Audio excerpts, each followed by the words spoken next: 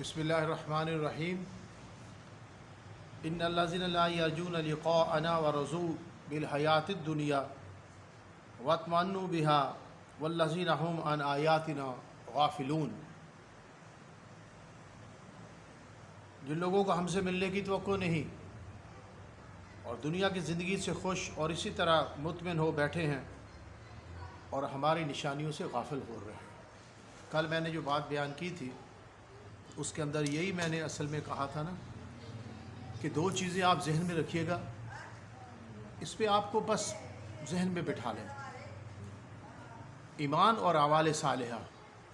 جس کے پاس یہ ہوں گے، اگرچہ گناہ گار بھی جو ہوگا نا، ایمان شرط ہے، اگر شفاعت بھی اللہ کی مرضی سے وہاں ہوگی نا، اگر اس کے لیے بھی ایمان کا ہونا شرط ہے۔ میں کل بات کر رہا تھا، تھوڑا سا میں اس کو ایلیبوریٹ کرنا چاہتا ہوں کہ آپ اگر اعمال صالحہ نہیں ہوئے، بہت کمی ہے، بیشی ہوگی ایمان، تو آج ہمیں یہ ایک بات سوچنا ہے کہ کیا ہمارے پاس ایمان کی دولت ہے؟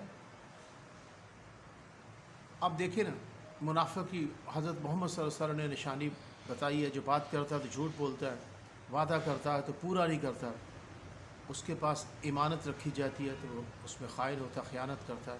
اب ایمانت کیا ہے اور خیانت کیا ہے، یہ آپ کو میں اگر تفصیل بتا دوں تو حیران ہو جائے۔ تو منافق ہو گیا اتنی سی بات پہ، ایمان کہاں رہا؟ اور بھائی کافر نے تو انکار کر دیا، اور ایک وہ ہے جس نے مانا اللہ کو اور مان کر بھی نہیں مانا، اللہ پہ یقین کر کے بھی یقین نہیں کیا، سنا بھی کتاب کو اور سن کر بھی نہیں سنا۔ بتاؤ، وہ خطرناک ہے۔ ایک نے تو انکار کر دیا اور ایک نے اقرار کر کے بھی نہیں سمجھا، تو بتاؤ پھر ایسے میں حج ہمیں اللہ کی طرف رجوع تو بہرحال کرنا ہے بھئی اعمال صالحہ کریں، ریپیٹ کریں۔ قرآن کی آیت ہے نا کہ والذین آمنوا، وہ جو ایمان لائے اور جو یہودی ہے، نصرانی ہوئے اور صابی ہوئے، من آمن باللہ والیوم الآخر، جس نے اللہ اور یوم آخرت پہ جو ایمان لے کے آیا، فلہم اجرہم عند ربہم ولا خوف وعمل صالحا فلہم اجرہم عند ربہم ولا خوف علیہم ولا ہم یحزنون۔ اور اعمال صالحہ کی یاد رکھ، ایمان اور اعمال صالحہ میں یہ بات بتانا چاہتا تھا۔ تو اگر تو اللہ کو راضی کرنا ہے نا، اللہ کے قریب جانا ہے، تو پہلا سٹیپ لو، اعمال صالحہ اختیار کرو، اور وہ کیا کیا ہے ان کی تفاصیل انشاءاللہ بتاؤں گا۔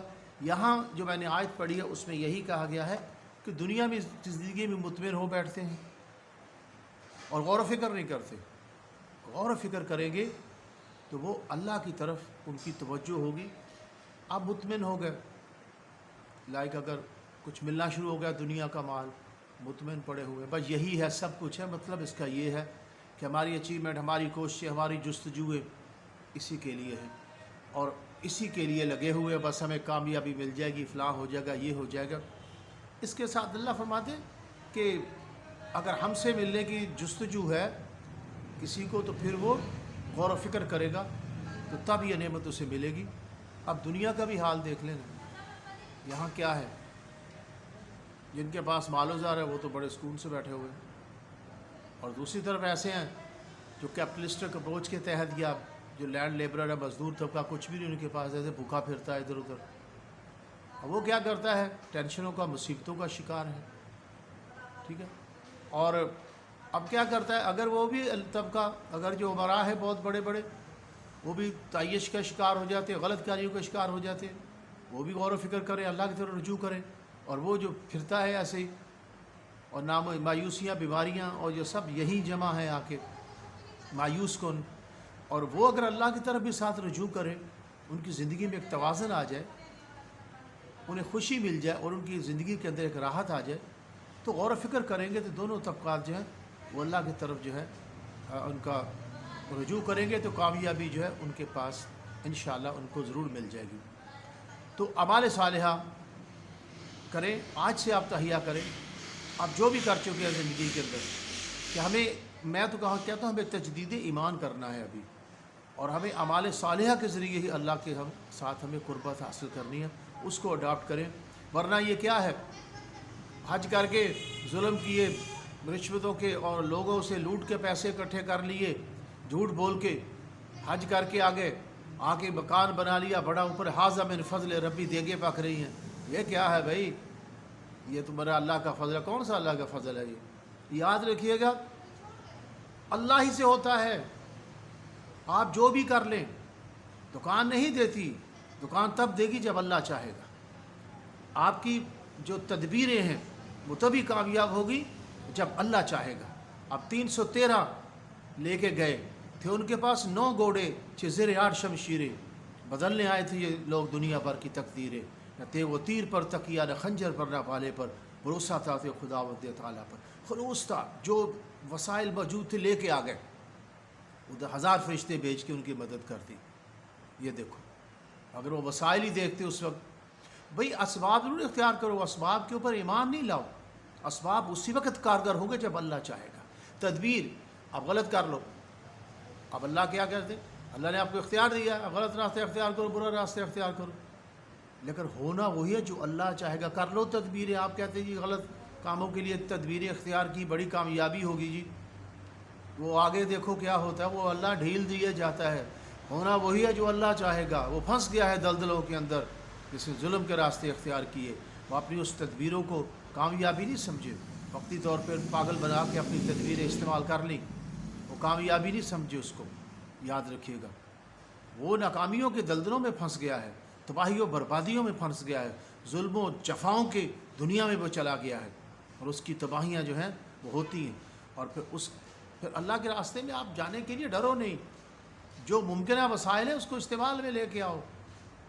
جب آپ ایک سانپ گھر میں آ گیا، آپ کوشش کریں کہ لاٹھی ہو اسے مارو، بندوق ہو یا کوئی ہتھیار ہو، نہیں ہے تو آپ کم از کم بچے گھر میں اکیلے تو جائیں گے نا، خود بھی تو پیش کر رہے ہیں نا، تو ساتھ اگر آپ کے پاس وسائل بھی ہیں تو یہ وسائل کی یہی مثال ہے کہ آپ نے زمین ہاتھوں سے بھی، اگر اس میں پودا لگانا، اگر آپ مشین استعمال کرتے ہو، آپ یعنی کہ آپ کوئی بھی کام کرنے کے لیے آپ نے کھڈا کھودنا ہے تو آپ کو یقیناً ٹولز کی بھی ضرورت ہوگی نا۔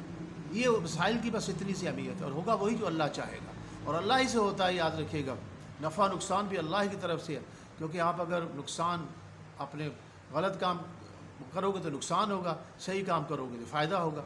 سب چیز اللہ نے اپنے ہاتھ میں رکھی، اور ایک اللہ کی مدد ہے۔ جب اللہ کی مدد آ جاتی ہے تو الٹے کام بھی سیدھے ہو جاتے ہیں۔ لہٰذا اعمال صالحہ اختیار کرو۔ اور ایک میں بات یہاں بتانا چاہتا تھا، خوف، یہ کیا ہے یار؟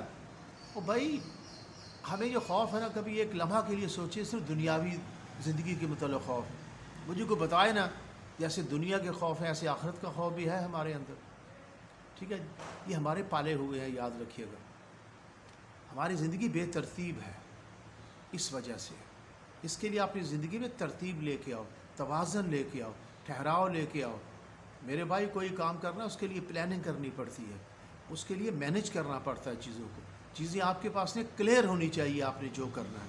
ٹینشن وینشن پریشانیاں سب یہ حصہ ہے، پارٹ آف لائف ہے، یہ دماغی سسٹم ہے، یہ چلتا ہے سب کچھ۔ اب کہیں گے میں بالکل ایسا، یہ آپ نے خود سے چینج کرنا ہے چیزوں کو، خود نہیں ہوتی چیزیں۔ پریشانی آتی آنے دو، موڈ خراب ہے ہونے دو، میں پہلے بھی آپ کو کہہ چکا ہوں، یہ کچھ نہیں، آپ نے اپنا کام کرنا ہے جو آپ کا کام ہے، اور اسے پلاننگ کے ساتھ کریں۔ یہ ہمارے ہاں ہی زیادہ کام کیوں آ گیا پاکستان میں؟ اور برطانیہ بھی ایسے ہی لوگوں کو ہے، ان کے پاس موجود ہے چیزیں دنیا کی، اچھا جاب ملا ہوا ہے جناب، اتنا پیسہ مل جاتا ہے۔ یہ ہماری ایشیائی کی ملکوں میں بھی زیادہ بس کام اسی کی پلاننگیں ہو رہی ہیں، اسی کے ہو رہے ہیں، اور غریبی ہے بھی، یہاں مزدور طبقہ ہے، انہیں کیپٹلسٹ نے ڈائریکٹ جان بوجھ کے ایسا بنایا گیا ہے۔ یاد رکھیے گا تعلیمی نظام ایسا ہمارا ہے جہاں بچوں میں خوف پیدا کر دیا جاتا ہے، ڈر پیدا کر دیا جاتا ہے، وہ کلرک ہی رہیں، وہ آگے نہیں بڑھ سکیں۔ اساتذہ کا یا ٹیچر کا یا پرنسپل کا اتنا خوف ڈال دیا جاتا ہے، وہ کل کو کیا، جب تک ذہنی طور پہ آزاد نہیں ہوں گے آپ، سوچ آپ کی جو ہے فری نہیں ہوگی، اس لیے آپ کامیاب نہیں ہو سکیں گے۔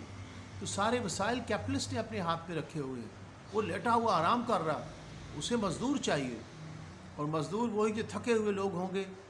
ایڈم اسمتھ نے کہا تھا نا کہ سبسسٹنس لیول پہ رکھو گے، ان کے پاس پیسہ جمع ہو گیا تو کل یہ اپنے بزنس شروع کر دیں گے، کاروبار شروع کر دیں۔ انہیں ایسے لوگ ہی چاہیے، پریشان حال، بس وہ مزدوری کریں لائک اینیمل کی طرح، معذرت کے ساتھ، اور وہ ایک ہی بنا دیا گدھے اور انسان کو، ٹھیک ہے؟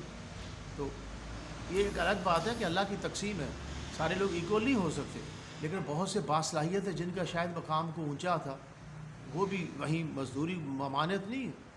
تو میں بات کر رہا تھا کہ اسی غربت کے چکروں میں رو رہے ہو. وہ اس کی ایک وجہ یہ بھی ہے کہ حالات اچھے نہیں ہو رہے. اگر آپ محنت کریں، محنت کا نظام کو بدلنے کی یہاں ضرورت ہے. آپ ایسے یہاں یا ایسے انڈیویجول کچھ نہیں ہو سکتا. اور اس کے لیے جو بھی حالت ہے، بہرحال کامیابی تب ہوگی جب اعمال صالحہ کی طرف آئے. تو اعمال صالحہ میں یہ بھی بات شامل ہے کہ ایسے غلط نظام ہی بدل دو. اتنا جرأت کس میں آئے؟ حماس نے ویٹ کیا نا. اب کیا وسائل اسرائیل کے پاس کتنے وسائل، انہوں نے یہ نہیں دیکھا. انہوں نے انیشیٹو لیا ہے. کامیابی ہوتی ہے انیشیٹو لینے میں، کامیابی ہوتی ہے قدم اٹھانے پہ اور اللہ پہ بھروسہ کر کے آگے چلنے میں. یاد رکھیے گا. تو یہ تو ایک سسٹم ہے. تو ایسے میں اگلی آیت میں کہ آپ کو بات بتاؤں کہ نفع نقصان اللہ کے پاس ہے. یہاں لکھا ہے کل املک لنفسی ضرا ولا نفعا الا ما شاء اللہ لکل امت اجل اذ جاء اجلهم فلا یستاخرون ساعة ولا یستقدمون. کہہ دو کہ میں تو اپنے نقصان اور فائدے کا بھی کچھ اختیار نہیں رکھتا مگر جو چاہے، جو اللہ چاہے. ہر ایک امت کے لیے موت کا ایک وقت مقرر ہے. جب وہ وقت آ جاتا ہے تو گھڑی دیر نہیں کر سکتے اور نہ جلدی کر سکتے. وہی نفع نقصان اللہ کے پاس ہے. اللہ سے رجوع کریں، اعمال صالحہ کریں. اور اس کے لیے یہ جو ہر وقت یہ کام کا غریبی اس کا رونا نہیں روئے. جو بھی حالت ہے اس کو بدلنے کی کوشش کریں اور اللہ کی طرف رجوع کریں. اور رجوع اعمال صالحہ ہے. اعمال صالحہ میں بھی اگر آپ محنت کے ساتھ، غور و فکر کے ساتھ جو کام آپ کا ہے آپ کرتے ہیں تو اس میں کامیابی ملے گی.